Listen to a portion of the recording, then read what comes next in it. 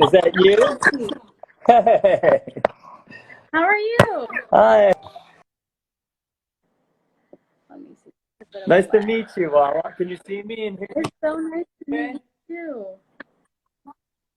Sorry, what'd you It's a say? pleasure. Can you see me and hear me okay? Oh, Yeah, yeah. It's a pleasure too. Thank you so much for inviting me on for IG Live. I'm so nervous.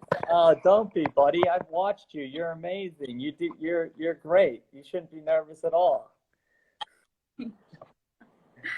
And I'm talking to a Rhodes Truman Udall scholar. I mean, for crying out loud, I barely got through high school. Oh my goodness, you're so kind. I'm Thank you. My phone keeps falling down. Hold on a second. You think by now I'd How figure are out you how to doing do all today? that. What? How are you doing today? I'm good. How are you, hon? It's been all right. I'm doing virtual school right now, and I'm going to school in the University of Oxford, but I'm in the US right now, so the time difference is really weird. But I think I've been getting a hang of it for now.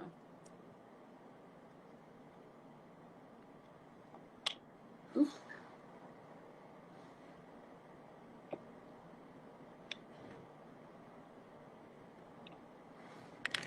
Uh-oh.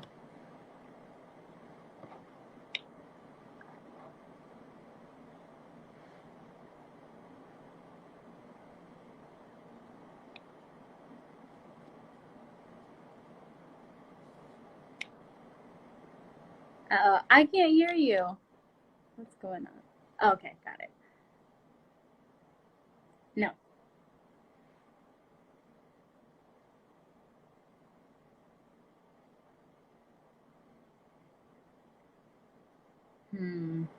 It's not working. Maybe I could exit and then do it over again. No.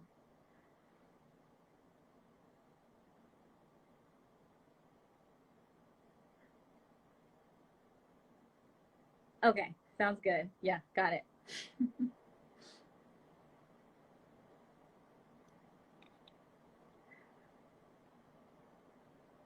Someone said Mercury retrograde. That's literally what's happening. I also agree.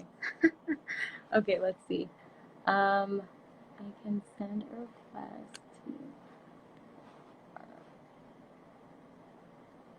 Okay.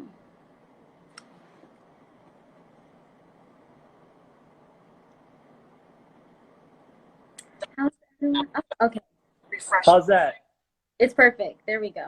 Okay, good. All right. Well, we had a bumpy start per Ruffalo style. I mean, it never goes. I have some sort of karmic relationship to Instagram that for whatever reason, no matter who I'm talking to, there's always some bump. You're so good. I literally forgot how to do an IG live for this, and I've done like 6. So we're both on the. You both, buddy. I have someone off to the side here, literally coaching me through Oh, this. Kim Hernandez is her name, and she's amazing. thanks, Tim.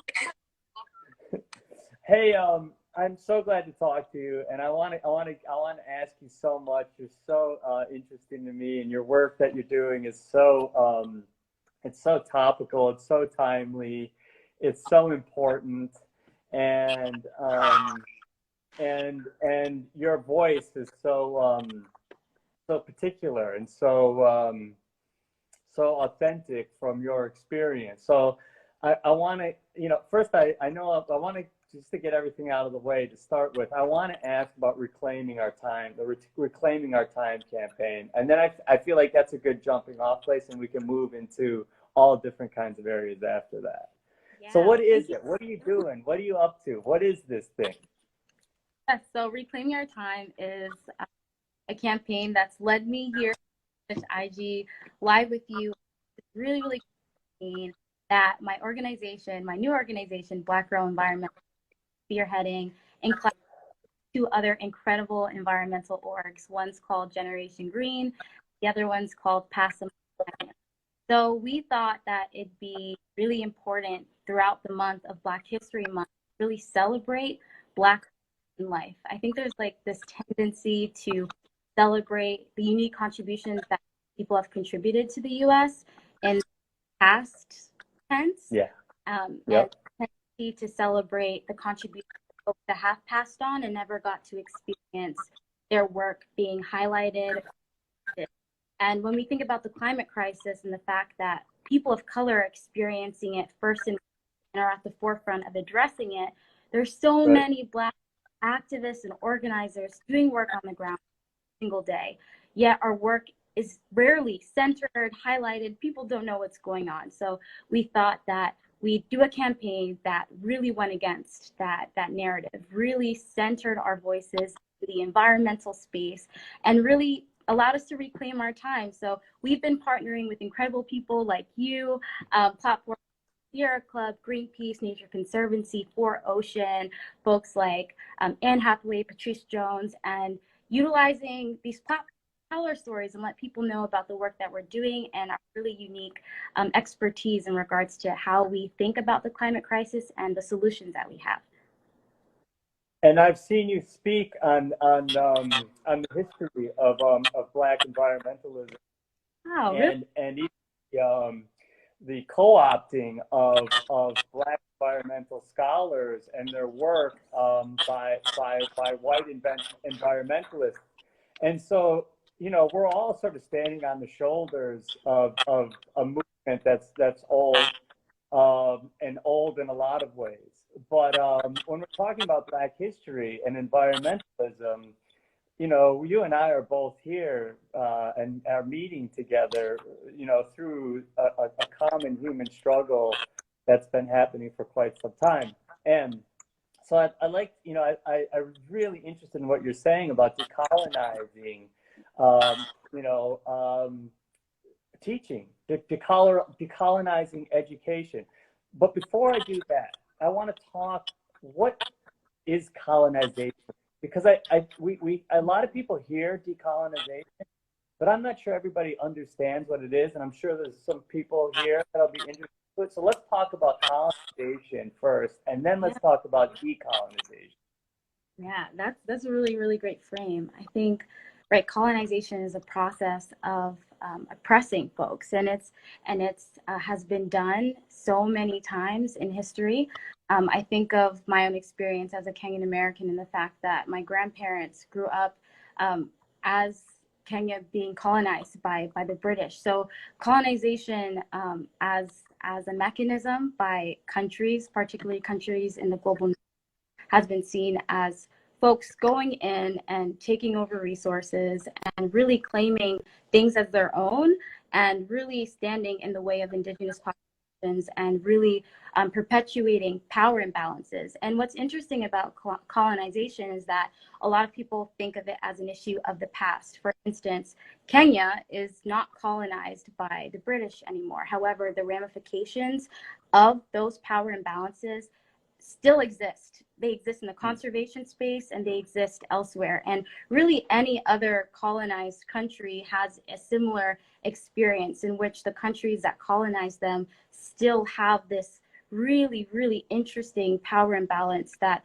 really takes away power from people that are indigenous to those places or live in those places. So when we talk about decolonizing, really working on undoing those things and understanding that it's not this thing of the past. It happened technically in the past, but the past always informs the present. So when we talk about decolonizing environmentalism, that's super, super important and really the bedrock, I think, of my work and my lens, and I'm sure yours as well, in asking that question.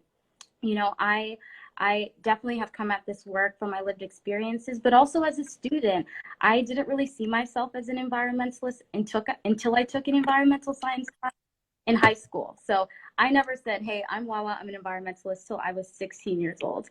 And from then on, I was in these classes and I began to realize that there was this really, really stark difference in the way that I understood my relationship with the land and the way that it was expressed in my classrooms. When I read in my textbooks, the only time that I found Black narratives was really in subjugation to the land in regards to chattel slavery. And obviously that is a chapter of the Black experience in the United States, and often a similar chapter throughout the diaspora, but that's not the full story. And I knew it wasn't the full story. My family comes from a long line of farmers. My siblings and I are the first in our bloodlines to like not up on a farm. And my parents grew up, you know, tending the land. I grew up working with my mom in our garden, our little garden in the backyard. I just knew that our experiences weren't the investigation. So colonizing is really telling the full truth, the full story. The fact that the Black experience in the outdoors, in nature, is subjugation. It's actually vast. It goes out to the United States, and it's so important to that education system because you can't just showcase history at a desk where children are only reading instances of themselves being represented in oppressive circumstances when we're so much. And it's just not Black people.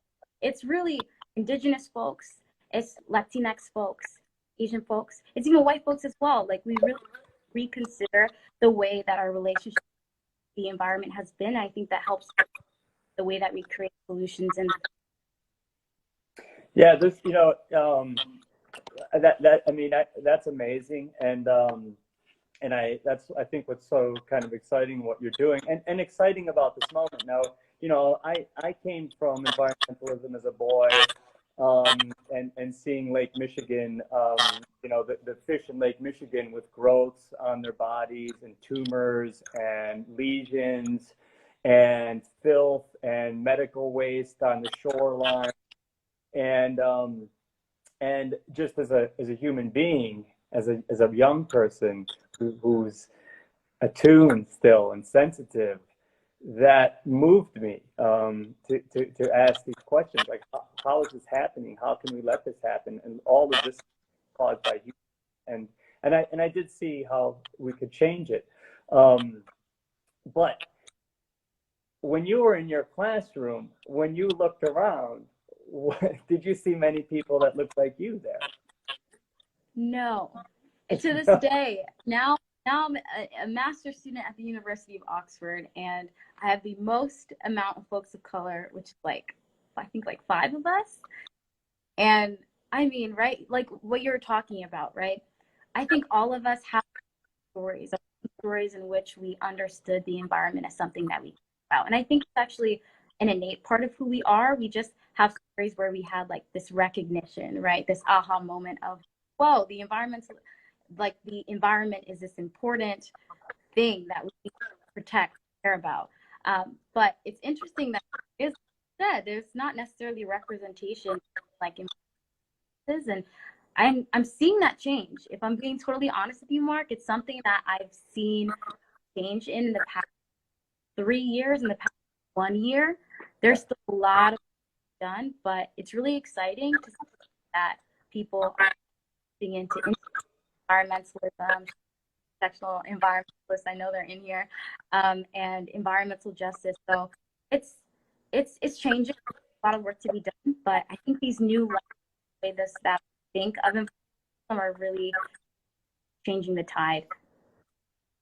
I think so. You know, I also want to introduce to folks too, in case there's people on here that don't know what's going on. We're in this moment of intersectionality, where you know, where we're seeing in the past, and I've been in this environmental movement pretty intensely for the past 10 years. We've seen this sort of breaking down of these, what we call silos. We had the civil rights movement in one silo. We had the anti-fracking movement in a silo. We had education in a silo. We had you know, other questions of racism in a silo, and now we're seeing these walls start to break down. And essentially, that's what would be called intersectionality, as I can see it and know it. Do you want to say anything about this idea of intersectionality and how this movement has come together in what I call the greatest movement in human history? I'm definitely there with you about movement in human history. exciting. And, you know, I definitely can attribute a lot of these shifts to new terminologies like environmentalism, which eco-communicators come up with, which really brings in intersectionality theory, which by the amazing shout outs to her, kudos to her, she deserves all the flowers, in which we really begin to understand that we need to have an environment that protects both people and the planet, one that understands that our positionality entities all inform the way that we benefits and burdens, and the fact that oftentimes our intersecting identities can at the same time provide privileges and then also have us be susceptible to prejudices. So I think it's important when we think about environmentalism and this new of the greatest movement of all time and being able to really silos, because when we think about a just climate future, we have to think about crafting a future that serves us all. And that means dismantling systems that make racism a thing, that allow for misogyny to continue to thrive, for transphobia.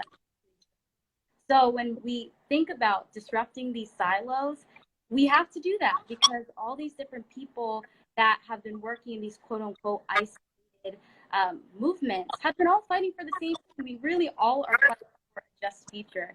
And it's really exciting that people are really coming into that. And I think people have been coming into terms with that for a long time. But in the mainstream lens, I'm seeing a shift in the way that we talk about these issues. It's exciting.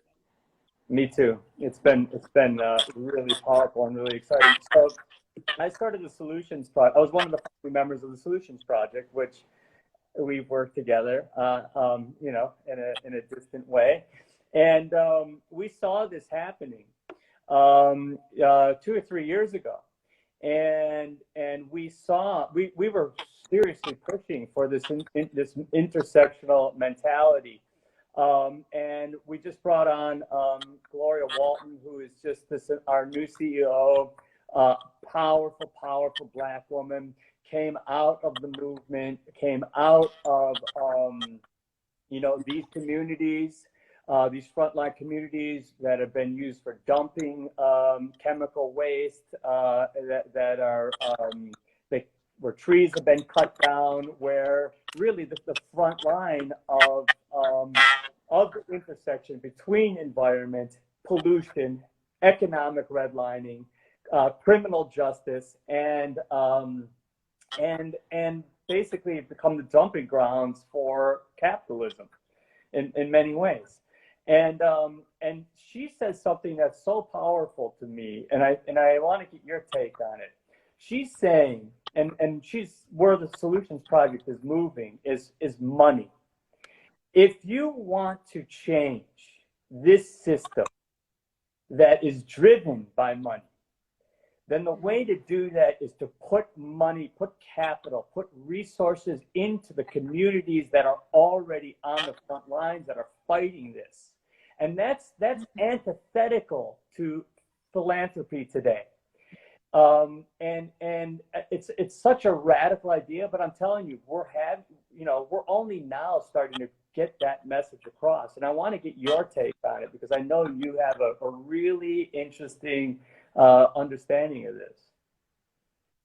Well, honestly, you just hit all the points. Like, you are completely right. And you know this, right? Distribution of supporting folks that are on the ground, supporting folks that have been doing this for a long time is instrumental.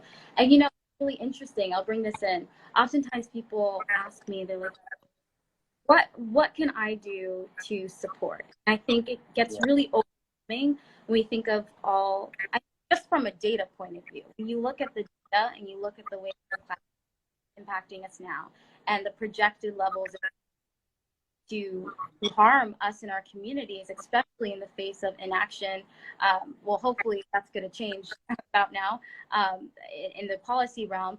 I always think of the fact of it's overwhelming because oftentimes people think of what can I do, not necessarily what can I do in collaboration with the work that is already being done.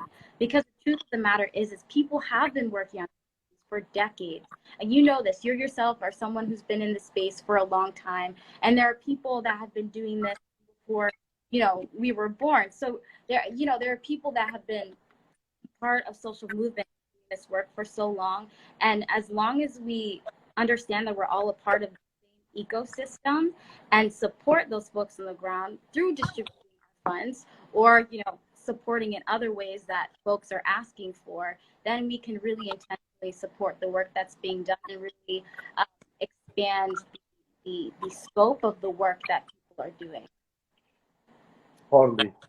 Now, I want to get into, so some of this work has brought, I think there's a class dimension to this that we can't like not take into account.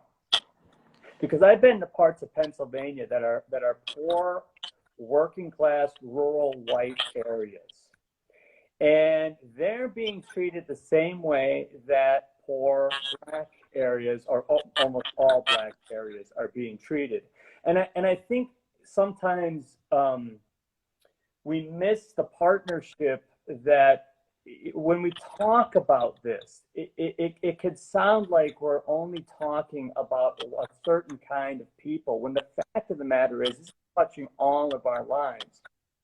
And so how do we work together? And what is the message to our white brothers and sisters who just happen to be white? What is the message that we want to say? Because, we are centering on justice, and yes, people of color are definitely, more likely to be on the front line of these problems, but there's also a lot of white people who are also there. So how do we talk about that in an inclusive way that is actually reflects the reality that you and I both know exists? Yes. And it's interesting because I think it all goes back. When we think about the definition of environmental justice, it's full and equal and meaningful of all people, regardless of class, gender, and the ways that are affect all people in environmental decision making and the creation of problems. And you're right, absolutely a huge difference in the way that people experience the environment. So it's really important that we use that lens, uplift that lens of, yes, all people and all people, intersectional lens, understanding that we all experience the environment based off of our positionality, right? And using that lens to create communication that reaches everyone. And I never actually mentioned in this chat where I grew up. So I grew up in the quiet corner of Connecticut, rural Connecticut, and I grew up in a predominantly white community. I first in Putnam, Connecticut, which is listed as one of the distressed communities in Connecticut experiencing environmental injustice. In fact, there's a scheduled pipeline building in a town right next to where I grew up, which is predominantly white as well. And in those instances, I often hear people feel as they are left out of the climate conversation, are left out of what a just transition looks like. What I say to those people is a just transition requires the creation and utilization of language for a future that is livable for all of us. That's you could right. be white, you could be black, you can be indigenous, but it is a just future that's livable for all of us. We don't have the time to leave people behind. And by taking care of the people on the front lines, by lifting up their stories, their experiences, their adaptations that they're already making in the midst of these issues to make their lives work in the midst of climate change, in the midst of environmental degradation. We are actually lifting all people by lifting the people who have been the least accounted for, the least taken care of, and the most dispossessed of all of us. And that does, by nature, happen to be by, Black, indigenous, people of color, poor white people. And that's what we're really talking about. When we talk about justice, that is essentially, justice is for all. And I think, it gets perverted right now by the other side, but somehow, you're going to lose something by giving some justice to somebody else, you know? What do you, Like productive. yeah, talk about that. I saw you, you know, you have something to say. Yeah, I think, and I think about this often, and the immediate thing, right, be frustrated is well, why can't we all have a level of feedback? However, I understand, right, when people immediately want to protect their loved ones and feel as though that attention that's not for them might mean that less resources, less support is going to be wrapped them and their community. What I'd say to that is there's room for all of us plus some, because in order to make sure that we're all supported, in order to make sure that your own home, the people that you love, are supported sustainably, that means everyone has to be. So supporting other people should be, that frame should be, because that inadvertently impacts yourself, your communities, love. And honestly, right, justice is about all of us. So not doing so doesn't abide by that framework. Not at all. And it's, you know, it's really, for me, it's always been about justice. You know, that's what moves me, and I don't know what it is. You know, but when I see people that have been, you know, either marginalized or dispossessed or oppressed, find their voice and find justice, it makes me feel better as a human being. It makes me feel more at home in the world that I'm living in, and it makes me trust that the systems that we have in place are actually for us all and not just for the privileged few. Um, and that's like, I feel like I think that's in the voice, that's in the throats and the minds and the hearts of the people right now. I feel like what we're really talking about, this movement, is just about justice and equality and fairness. And what could be better than that? You know? I have a quick question for you, if that's. I just like thought of it while you're speaking. Um, is that all right? I, yes. Okay. So I'm sure you got in this question a lot. So whenever I do speaking engagement, the last question, wow, where you get your hope from? And I always stumble on this because I almost think that it should be framed of where do you get your courage from? And so I'd like to pose that question to you. Where do you get your courage to speak up, to use your platforms to talk about things that may be, seen as radical, or things that you may not necessarily have a place to speak about, but you really disrupt that idea? And I think it's really inspiring. So I'd love to know where you get your courage from.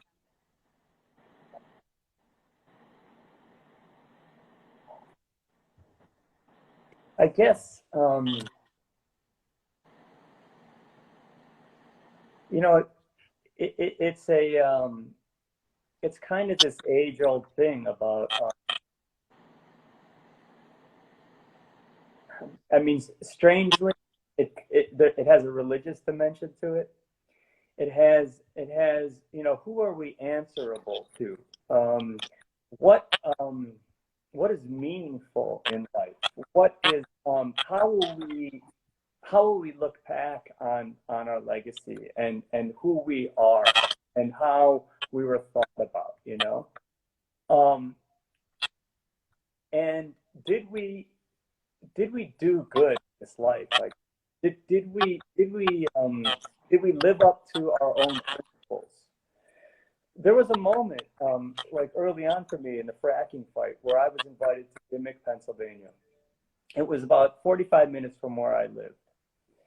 And I walked into a room full of maybe 20 people who were living in the midst of this mass industrialization of their community that was leaving their water poisoned. And half of them had illnesses. They were sitting there with folders with all of the letters they'd sent to the Department of Environmental Protection, to the EPA, to the local district attorney, to the state district attorney, to the representatives. All of those were unheard. They were all ill. they were terrified. And I walked in and they looked at me and they said, "Will you help us?"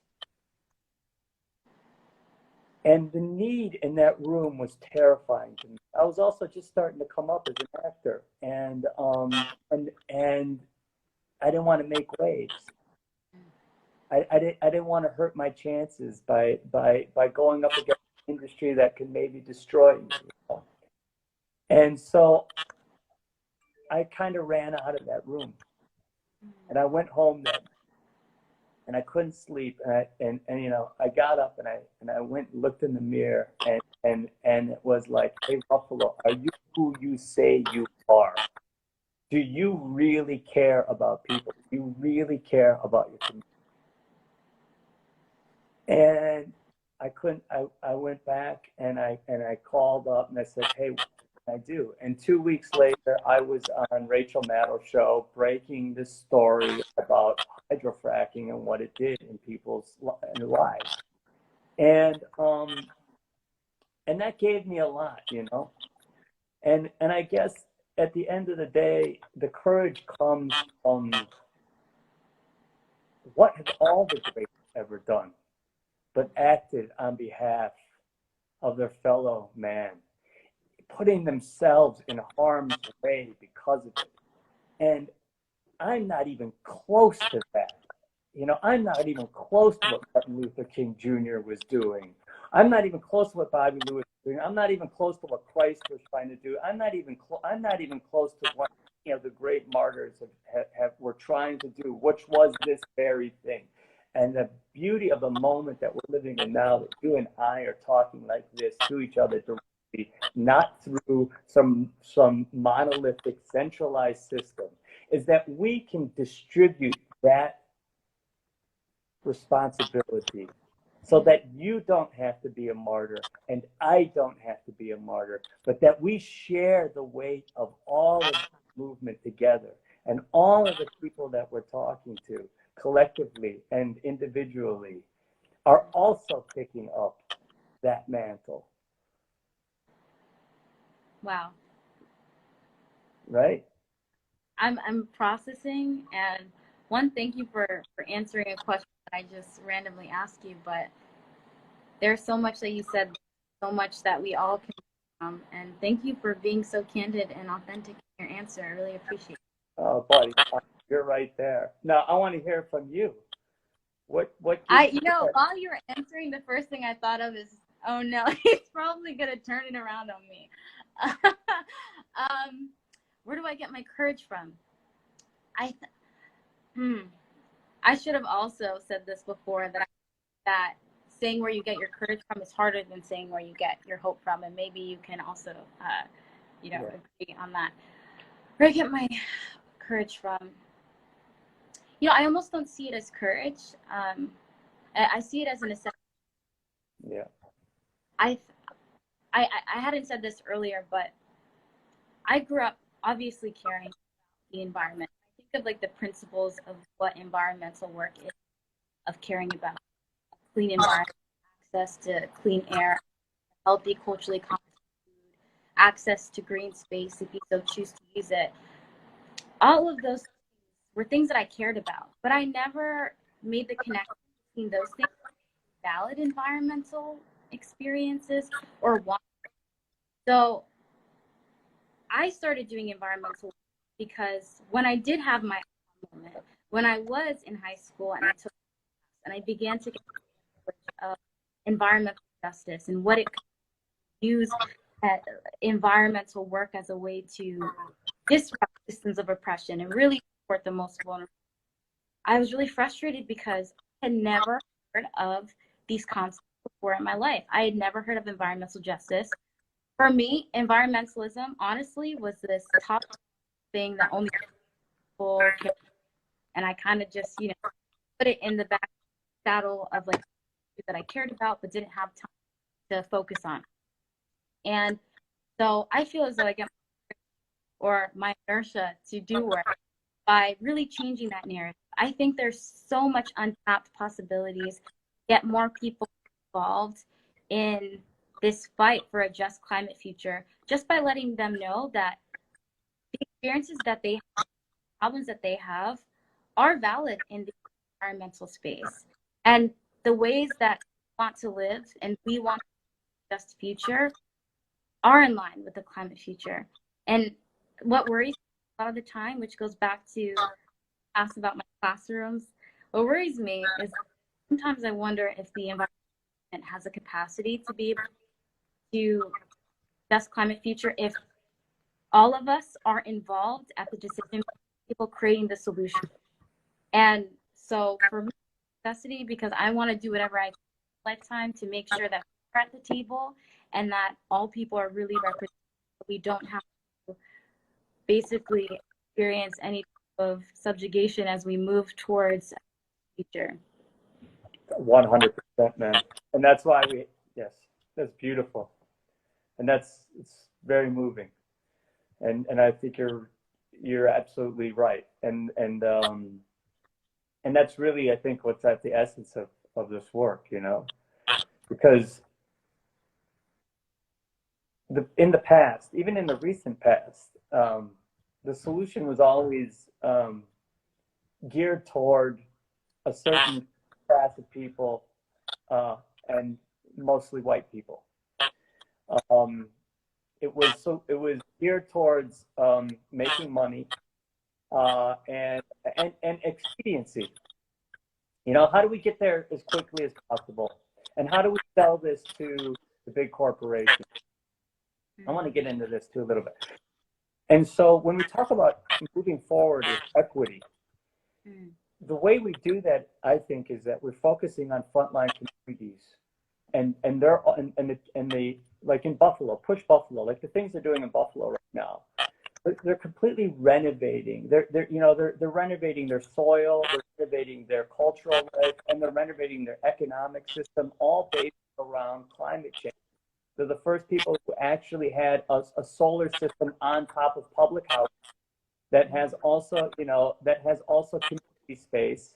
And now they're refurbishing all of those brownfields that were destroyed by industry and growing their own food. And that is the answer. That is the equitable answer. And because of that, crime has dropped there. Because of that, there's greater community buy-in. There's greater community engagement in the political scene. And they created that out of their own desperation and need. They would have done that on a fucking Death Star. They would have done that without any help from anybody, right? They're fighting for their lives, right? And so when you give them some money, when you give them some resources, the solutions blossom out of these, right? I want to ask you about the idea. So we're seeing a move towards holding corporations responsible. Let's talk about that movement a little bit, and we haven't begun to scratch the surface yet. We're seeing the power of it coming out of the Trump administration, and we're seeing how much we can affect through this lens. But I want to get your take on it. What does the BDS movement look like for climate change? Well, thank you for bringing that up, because while you were talking, I was like, oh my goodness, I always think it's important, right, to hit people with that data point of the fact that it was 100 companies that have contributed to 71% of greenhouse gas emissions. If that doesn't tell you about who we need to hold accountable, I don't know what else will. That's right. And on top of that, that's been the legacy of governments subsidizing fossil fuel industries and knowing what climate change was. I mean, we know that the fossil fuel industry knew what they were doing in the 70s, and they basically were still moving forward with what they were doing. So when we think about addressing or think about how we want to contribute to, we have to hold people. We think about individual collective action. I'd love to hear what you think about. There's been a lot of conversation of which is more individual action, and there are different arguments regarding that. But in my perspective, right, I there's no such thing as collective action, individual action, and individual action doesn't work with collective action. And when we think back to the data point of 100 companies, I mean, that should blow your mind. It's absolutely wild. Think of that. That means that we have to rally together, hold folks accountable. You know, Sunrise Movement is doing incredible and really building up upon. I mean, all their practices aren't new. They quite in cultivation movement basically read from the textbook of the civil rights movement and really utilize practices and really allow the movement to live on and ensuring we're holding our politics accountable. We're holding these industries. We let them know, not letting them get away with it, because it's literally a matter of life and death. Yeah, and when you see the system that we're living in, they've gamed the system. They have their lobbyists. They create the laws that make it easier for themselves. They make sure that economically they're getting the tax breaks and tax cuts that actually are great for their bottom line. And they have us down here in the dust, groveling or fighting against one another, or trying to change the way we recycle or the pipes we're using, when they're on the take at the top the whole time. And they play on these divisions. They're playing on racism. They're playing on economic divisions. They're playing on the ideas of scarcity to keep us from looking at them. Yep. They're the ones. We don't have any control over our politics. We don't have any control over our politicians. We see, maybe 1/10 of what we want people ever makes it the law. Who gets the law? Who gets all those corporations? And I think that's really important. That's the moment we're at now, is to say no. We see you, and we're not standing by it anymore. It's over. The game is over. Exactly. I saw someone said period. Period to all of that. Period. Right. And so, when I see, like you said, sunrise, I mean, I'm only bringing this up because it's happening. I see it in what you're doing. I see it in what Sunrise is. I see it in what the youth movement is putting together. I'm seeing the connections that are being made, and it occurred to me, we should have some sort of discussion about this today, because something said to have this discussion. Sorry, you cut out right there.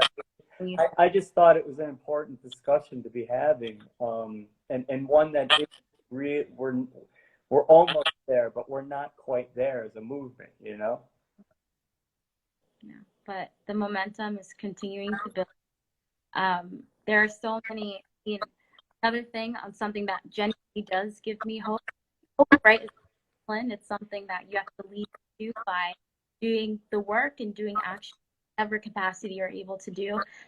And that has been really, really in the past year is obviously the pandemic has been. I don't have the words to explain the way that I feel right now, but what I've seen in the past year, the way that people have really come together, collective action. Yeah. People have really facilitated community. Really, when we the first in our lives aren't necessarily able to people that we love in the way that we have our entire lives. The way that people have come together, the way that people are pushing for intersectional environmentalism, the way that people have now, pushed their in-person organizing and activism into new formats and cultivated new audiences. It's really eye-opening, and it's really inspiring, and it's something I think about at night when I'm also scared.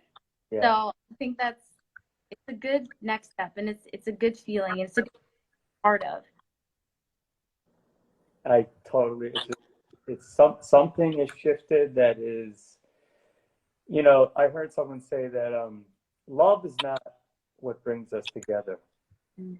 It's hardship. And one thing about this pandemic that's leveled us all is how we've all been affected by it, and how it has shown us how deeply connected we are in our humanity, our care for our family, our care for the people we love. What really is value to us are those connections, how much we miss those interactions. And I think that shifted something in our priorities as just human beings as well. Listen, we should probably wrap up. Although I'm surprised by how many people have stayed with us. It's probably the most. And hi, everybody. Let's say hello to them. Hey, everybody. Thank you. I can see all my friends now that I look down. They're so supportive. Awesome. I want to talk about Black, your organization, Black Girl Environmentalists. I mean, let's leave on that. Like, what are you doing? How do we join? Like, who is it for?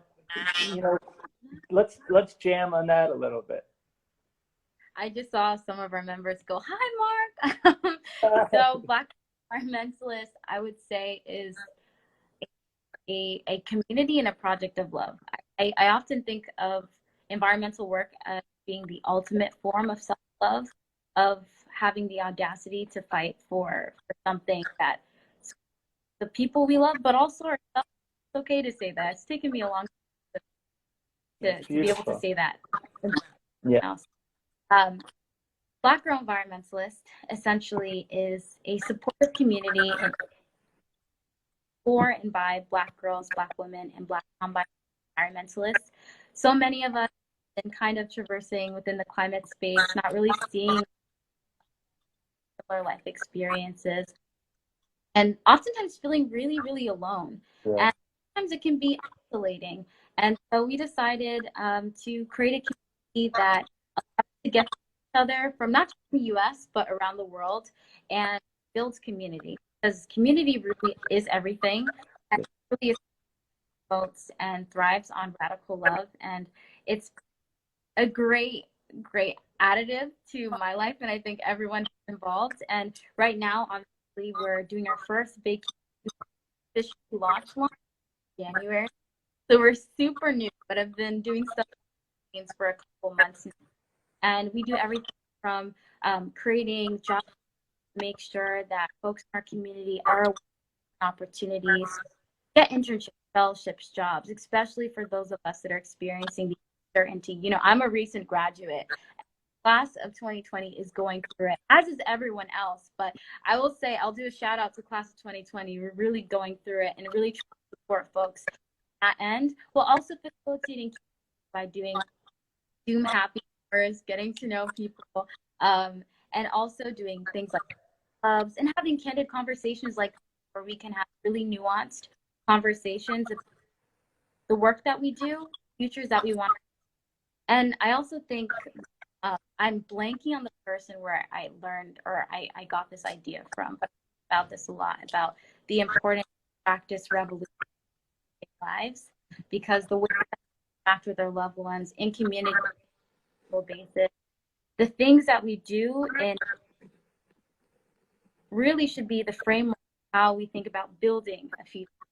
So Black Girl Environmentalist is a community really, really principle of revolution, really creating a space that looks like the. It's amazing. It's so needed, and it's however I can support you as an old white guy, I'm there for you. We are always. How can I support you as an old white guy? Offices. What? What'd you say? How can I support you as an old white guy? Yeah, so while I said, right, the community is created for and by us, we have a lot of opportunities for a to get involved because, again, we're part of this huge ecosystem, and it's all about for all of us. And we are still specializing exactly what our accomplice toolkit looks like, but I think it's amplifying our voice one of the big reasons why we're reclaiming our time. I have a lot of people, particularly Black folks, that ask me this all the time about Black Girl Environmentalist is super cool. How do I support? And I'm like, how about you get to know more about, Black organizers and Black activists work on the ground. And with a campaign like this, right, even for folks that aren't necessarily watching the lives or IG stories that are done in real time, you get to go on and see the list of people organized that follow their work. And then by following their work, those people can exactly, like you said, tell you the ways that they need to be supported, the ways to amplify the existing work. They amplify the voices of Black activists and organizers. I know you're doing that. I'm talking to the audiences. I'm like, here. Also, distribute folks, donate to the things that are happening on the ground. And listen. I think a lot of this takes a lot of active listening and understanding that there's so much that we don't know, and we all are learning is and practice that even most intelligent person in the world has to continue. And I think intelligence is continuing to learn help in that. So I would say just follow us, and you're already supporting us and doing something like that. So I'm really, really thankful for the opportunity to talk to you. Have such a great conversation. When I tell you my heart rate was literally, I don't even want, I'm gonna embarrass myself, but I feel like totally at ease. You're so kind and welcoming, so I really, really appreciate the platform. Thank you. Oh, it's been an honor. I'm so glad you joined, and I'm so glad. It's such a good idea what you're doing. So look out, everybody, for Reclaiming Our Time campaign. This is, we're speaking. A lot of folks will be doing this, and you'll be hearing from people that you'll be hearing from, but maybe you wouldn't normally hear from, like Wawa. And yeah, I'm so honored. You're so bright, and you have such a good heart, and the work you're doing is so important. And so, yeah, when I heard that when I was asked to do this, I jumped at it. And you're going to be taking over my Instagram too. Yes, tomorrow. Yes, so that's cool. Check that out, everybody. I can't wait to see what's going on. And yeah, and any other actors, celebrities, influencers, come aboard. Yes. The water's warm. This is a great way to support people who, like I said, who we need to hear from, but maybe we don't hear from enough. So it's been such an honor. I'm so glad we got to do this. You're so bright, and I look forward to everything that you're doing in the future. And your leadership, I'm there. I'm following. Oh, I appreciate it. And thank you so much for all the work that you're doing with the project. Also, just being such a badass and, putting yourself out there, talking about these issues, supporting people on the ground. You're an incredible example of what it means to be a leader. And I feel really honored to have been in community with you. So thank you for the convo. Love that. And, by the way, we're close to stopping DAPL, where we have a chance, and for our Native brothers and sisters. So we have the youth ran yesterday. They did 93 miles, which is how they basically started the whole the whole Standing Rock movement. So folks, anything you can do to help Standing Rock and stopping the Dakota Access Pipeline would be a really good thing. For moving this group forward, this mother of all movements, the greatest movement in the history of mankind. That's a perfect way to end. Right. Love you, buddy. Nice talking to you. Look forward to working together. And thank you for your time. Okay, have a good one. You too. Bye. Bye, everybody. Thank you. That was awesome. Thank you.